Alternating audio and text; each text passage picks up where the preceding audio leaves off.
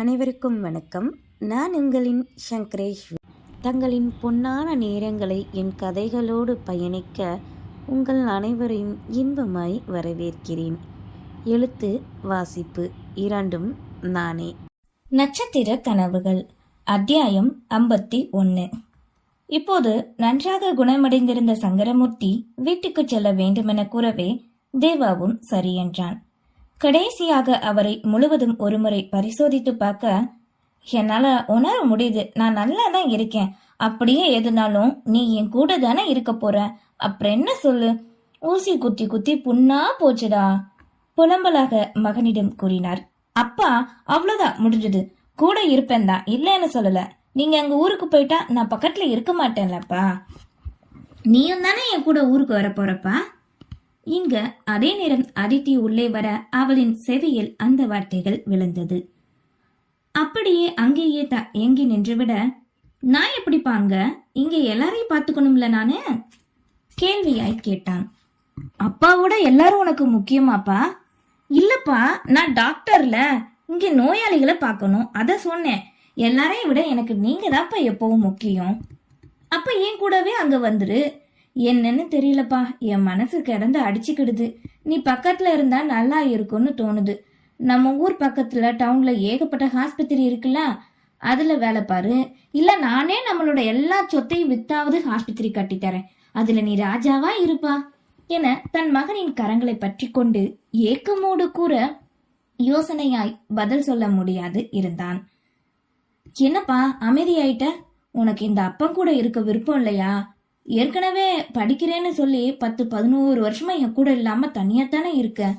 இனியாவது என் கூட இருக்கலாம்லடா கண்ணு. அப்பா, நீங்க வேணா என் கூட இங்கே இருந்துருங்களே. நீங்க என்ன சின்னம்மா, எல்லாரும் நம்ம ஒன்னா இருக்கலாம் என்க பேசுவது அனைத்தையும் கேட்டுக்கொண்டிருந்த கிட்டியே தலையில் இறங்கிய உணர்வு அதித்திக்கு. என்னால இங்க எப்படிப்பா இருக்க முடியும்? நம்ம ஊரு மண் வாசனை இல்லாம இத்தனை நாள் இங்க இருந்ததே பெருசு. நீ வந்துடுப்பா, என் கூடவே இருடா தங்கம். இன்னும் அவனின் கரங்களை இறுக பற்றி கொண்டு குரல் தழும்ப கூறியவரோ முடியாது செரும ஆரம்பித்தார். அப்பா அப்பா, பாத்து பாத்து பாத்து பதறியவனோ அருகில் இருந்த தண்ணீரை எடுத்து புகட்டிவிட பருகினார். என்னப்பா, இன்னும் என்ன யோசனை? சரிப்பா, நான் உங்க கூடவே இருக்கேன், இனி உங்களை விட்டு பிரியவே மாட்டேன், போதுமா? மனசை போட்டு வருத்திக்காதீங்க, நீங்க முதல்ல நல்லா ரெஸ்ட் எடுங்க என்க காதல் கொண்ட நெஞ்சம் வலிக்க வேதனையில் மௌனமாய் கரைந்தாள் அதித்தி. அந்த நேரம் அதித்தியின் கைபேசி ஓசை கொடுக்கவே திரும்பிய இருவருமே நிற்பதை கண்டனர். தாங்கள் பேசுவதை கேட்டுவிட்டாளா என்ற எண்ணத்தில் தேவா யோசிக்க, வாமா மருமகளே, சங்கரமூர்த்தி அழைக்க நிற்க பிடிக்காதவள் வந்த அழைப்பினை ஏற்று பேசிவிட்டு வருவதாக சென்று விட்டாள். விஷாலாட்சி, யாழ்மதி இருவரும் வர தேவாவும் வருகிறேன் என கூறி வெளியேறி விட்டான். என்ன மாமா, வீட்டுக்கு போகலான்னு சொன்னதும் முகத்துல பல்பு மின்னுது, அப்படியே இந்த மீசையும் முறுக்கி விட்டு சிரிங்க பார்ப்போம், அழகா ஒரு போட்டோ எடுப்போம் கூறிய யாழ்மதி அழகான புகைப்படம் ஒன்றை எடுத்துக்கொண்டாள். பாருங்கத்த, மாமா கொடுத்த போஸ்ட் பார்த்தா இளவட்ட மாதிரி இன்னும் 10 பிள்ளைக்கு அப்பாவாகலாம் போல இருக்குல்ல கிண்டலோடு கூறவே விஷாலாட்சி அடிக்க சங்கரமூர்த்தியோ வாய் விட்டு சிரித்தார். சரி சரி, நீங்க சாப்பிடுங்க, நேரமாகுது, மாத்திரை போடணும்ல. உங்க ரிப்போர்ட் எல்லாம் எங்க மாமா? தேவாதாம எடுத்துட்டு போனா. சரி, நான் போய் வாங்கிட்டு வந்துடுறேன், பத்திரமா வச்சுக்கணும்ல, தேவா மாமா இருக்கிற வேலையில மறந்துரும் கூறிவிட்டு வெளியேறினாள் யாழ்மதி. அதே நேரம் தேவாவோ அதித்தியை தான் தேடினான். மருத்துவர்கள் ஓய்வெடுக்கும் தனியறையில் அதித்தி நெற்றியில் கை வைத்துக் கொண்டு அமர்ந்திருக்க உள்ளே நுழைந்தான் தேவகிருஷ்ணன். அதித்தி, என்ன ஆச்சு கேட்டவாறே அருகே வர, இன்னும் என்ன ஆகணும் தேவா, நீ உன் அப்பா கிட்ட பேசினது எல்லாமே கேட்டுக்கிட்டே இருந்தேன். உனக்கு அந்த நிமிஷம் நான் ஒருத்தி இருக்கேன்னு நினைப்பே இல்லைல்ல, அது எப்படி தேவா இப்படி பேசுன? எல்லாரையும் விட நீங்க தான்ப்பா முக்கியம்னு சொல்லும் போது சரி ஒத்துக்கிறேன், ஆனா அதுக்கப்புறம் ஒன்னா வாழலாம்னு சொல்லும் போதும் ஏன் ஞாபகம் உனக்கு வரவே இல்லை, அப்படித்தானே? ஹே அதித்தி, எதுக்கு இப்படி பிஹேவ் பண்ற? நாம எல்லாரும் சேர்ந்து வாழ்ந்தா உனக்கு சந்தோஷம் தானே? காதலிக்கும் போது கூட இதத்தானே நீ ஆசையா சொல்லுவ. அதென்ன காதலிக்கும் போது, இப்ப நீ என்ன காதலிக்கலையா? எல்லா பசங்களும் முதல்ல இன்னைக்கு தாண்டா பேசுவீங்க, கல்யாணம் முடிஞ்சா கண்டுக்கிடவே மாட்டேங்கன்னு சொல்லுவாங்கல்ல, அது நீ இப்ப ப்ரூவ் பண்றியா என்ன?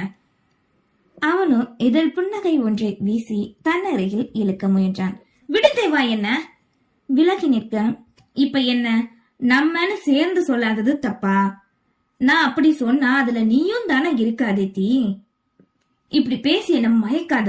சரி சொல்லு, மாமா கிட்ட சொன்னது உண்மையா இல்ல அவரை சரிப்படுத்த அப்படி சொன்னையா நீ? புருவம் உயர்த்தி கொண்டு கேட்கவே, அது அதித்தி உண்மைதான். நாம கொஞ்ச நாள் அங்க ஊர்ல போய் இருக்கலாம். அப்பா கூட இருந்து பல வருஷமாச்சு. ஏய் தேவா, என்ன விளையாடுறியா? அப்ப நம்ம ஹாஸ்பிட்டல் யார் பாப்பா? உன்னை நம்பிதானே அப்பா இதை ஒப்படைச்சிருக்காரு.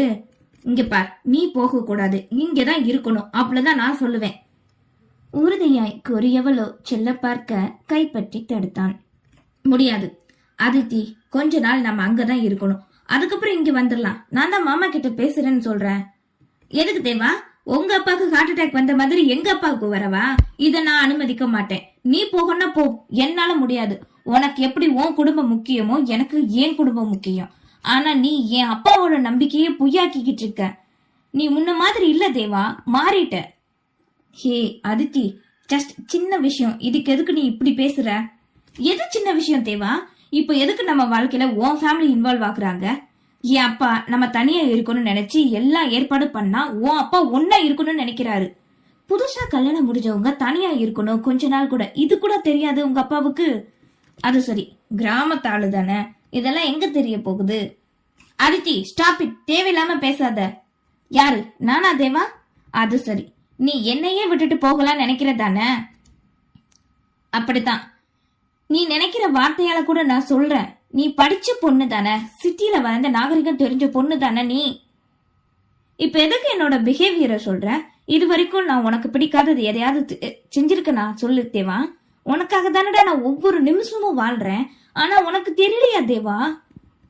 இப்ப என்னதான் சொல்ல வர அதித்தி? எனக்கு உன் ஊருக்கு வர பிடிக்கல. ஏன் அதித்தி? ஏன்னா என் அப்பா அம்மா இந்த ஹாஸ்பிட்டல் நீ இது மட்டும்தான் எனக்கு முக்கியம், வேற எதுவும் இல்ல. அதுக்காக நான் உன் குடும்பத்தை வெறுக்கல. எனக்கு அவங்க இருந்தா ரொம்ப சந்தோஷம். ஆனா என்னால இதை விட்டுட்டு வர முடியாது. அப்போ உனக்கு என்னை விட இந்த ஹாஸ்பிட்டல் முக்கியமா? Deva, are you mad? Aditi stop it. என்ன பேசுற நீ? போதும் தேவா, இதையே சொல்லிக்கிட்டு இருக்காத. நீ உன் பேரண்ட்ஸ் கூட போகணும்னு முடிவா இருந்தா நான் இங்க இருக்கணும்னு சொல்றதுல முடிவாதான் இருப்பேன்.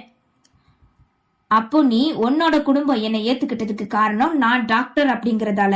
சப்போஸ் நான் மட்டும் டாக்டரா இல்லாம இருந்தா உன் அப்பா ஓகே சொல்லிருக்க மாட்டார்ல அதித்தி? அவர் விடு, நீ ஏன் என்ன காதலிச்சிருக்க மாட்ட, அப்படித்தானே? உனக்கு என்ன பிடிக்கல. கூறிக்கொண்டிருக்கும் போதே தேவா வாய் மூடு. இதுக்கு மேல பேசினா நான் மனுஷியா இருக்க மாட்டேன். என்ன நீ புரிஞ்சுக்கிட்டது அவ்வளவுதானா? நம்ம காதல் அவ்வளவுதானா? பின்ன நீ பண்றதுக்கான அர்த்தம் என்ன அதித்தி? எதையும் முடிச்சு போடாத தேவா. பல வருஷத்துக்கு முன்னாடி உன் அப்பா முன்னாடி என்ன நீ டாக்டர் அறிமுகப்படுத்த போய் தானே சரின்னு நம்ம காதலுக்கு ஒத்துக்கிட்டாரு. அதுக்கு முன்னவே நீ ஒரு பையனை லவ் பண்றேன்னு சொல்லும் போது ஏத்துக்கல தானே? அதுக்கு என்ன அர்த்தம் சொல்லு சொல்லு என்று சரியாக பசுபதியின் மனதினை கண்டறிந்து கூறினான். இத்தனை வருடங்களில் அவரோடு இருந்த போது தெரிந்த விஷயம் ஒன்றுதானே. தனக்கு மதிப்பில்லை, தன் படிப்புக்கும் தொழிலுக்கும் மட்டுமே தன் மாமனார் மதிப்பு தருகிறார் என்பதை தேவகிருஷ்ணன் அறிந்திருந்தான். மனதிற்குள்ளே பூட்டி வைத்தது இன்று கோபத்தில் வெளிவந்துவிட தன்னை தானே சட்டென நிதானப்படுத்தி கொண்டவனோ மௌனமானான். அப்போ இத்தனை நாள் இத மனசுக்குள்ள வச்சுக்கிட்டு தான் இருந்தியா தேவா? போதும், நான் இதுக்கு மேல பேச விரும்பல. அப்புறம் நமக்குள்ள தேவையில்லாமதான் சண்டை வரும் அதித்தி. அப்போ இவ்ளோ நேரம் நடந்தது என்னதான்? இதுக்கு மேல சண்டை வரணுமா என்ன? என் அப்பாவை சொல்றியே, உன் அப்பா அவரை எங்கேன்னு போய் சொல்ல? அவர் பேசுறத பார்த்து எல்லாம் தெரியுது, உன்னை அவரோட கட்டுப்பாட்டுக்குள்ள வச்சுக்கணும்னு நினைக்கிறாரு. ஏன் உன் தம்பி இருக்கான்ல, அவன்கிட்ட இதை கேட்க வேண்டியதானே? என் கூடவே என் பக்கத்திலே இருன்னு உன் தம்பி கட்டின பொண்டாட்டியை விட்டு பெங்களூர் போக பார்த்தான்ல, போனான்ல, அத ஒன்னும் சொல்ல மாட்டேக்காரு உங்க அப்பா. ஆனா உன்னை மட்டும் சொல்லுவாரா? ஏன் உன் சின்னம்மா வார்த்தைக்கு வார்த்தை உன்னை அந்நியமா தானே பார்த்து எது பண்ணாலும் திட்டிக்கிட்டே தானே இருப்பாங்க. இப்போ மட்டும் எதுக்கு நீ அவங்களுக்கு வேணுமா? ஏன்னா நீ இங்க இருந்த ஹாஸ்பிட்டல்ல வேலை பார்க்கறது பிடிக்கல. உன் அப்பாக்கு அதுதானே உண்மை, சொல்லு என பட்டென உணர்ந்து உண்மையை வெளிப்படுத்தி விட்டாள். எனக்கு மதிப்பு தராத உன் அப்பாக்கு சேவகை செய்யறதை விட என் வீட்டுல காலம் முழுக்க என் அப்பா கூட அடியேனா கூட நான் இருந்துட்டு போயிருவேண்டி. நீ வரலனா என்ன, எனக்கு எந்த பிரச்சனையும் இல்லை, இங்கேயே உன் அப்பா கூட இருந்துக்கோ. கத்தியவனோ இதுதான் தன் முடிவென கூறி விலகி சென்று விட்டான். அதுவரை அவர்கள் பேசியதை கேட்டுக்கொண்டிருந்த யாழ்மதி சற்று முன் தன் மாமனார் சந்தோஷப்பட்டதுக்கு காரணம் இதுதானா? இப்போது எப்படித்தான் சரி செய்வது நினைக்க தேவா வரும் ஓசை கேட்டு சட்டென அங்கிருந்து ஓடிவிட்டாள். நன்றி.